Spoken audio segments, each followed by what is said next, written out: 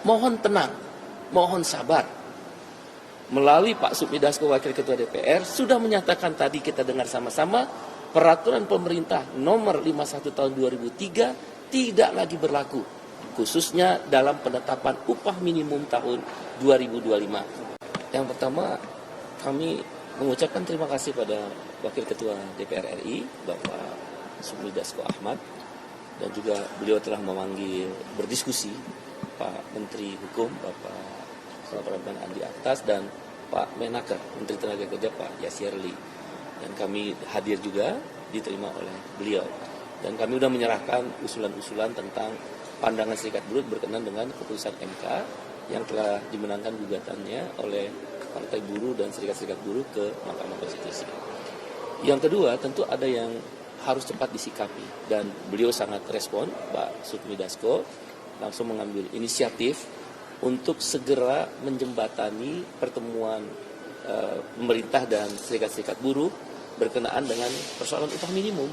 Karena upah minimum ini sudah akan harus diberlakukan per 1 Januari 2025. Nah, kalau kita tarik mundur aturan Permenaker yang lama bahwa 60 hari sebelum diberlakukan upah minimum, berarti kan 1 November 2024 sudah diputuskan dan itu sudah berlalu. Kalau upah minimum kota kabupaten 40 hari sebelum diberlakukan 1 Januari 2025 berarti 21 November. Dengan demikian masalah perlu dikeluarkannya atau diumumkannya secara resmi tentang peraturan Menteri Tenaga Kerja sebagai mengisi kekosongan hukum terkait dengan keputusan MK perihal upah minimum itu tidak harus 21 November sepanjang disepakati oleh para pihak.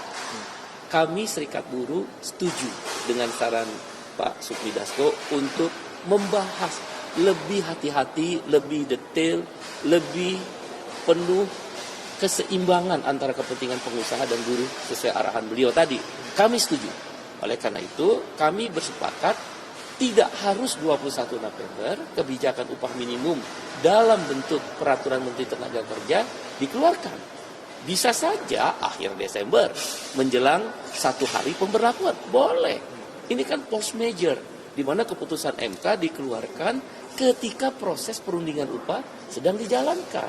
Sehingga itu sesuatu, apa sih kalau istilah, apa sih yang nggak mungkin kita cari penyelesaiannya? Nah, beliau pesan itu. Kami bersepakat pada Pak Supmi Dasko, Wakil Ketua DPR. Oleh karena itu, yang terkait dengan kenaikan upah ini, satu yang paling penting, tidak harus tanggal 21 November Permenaker berlaku.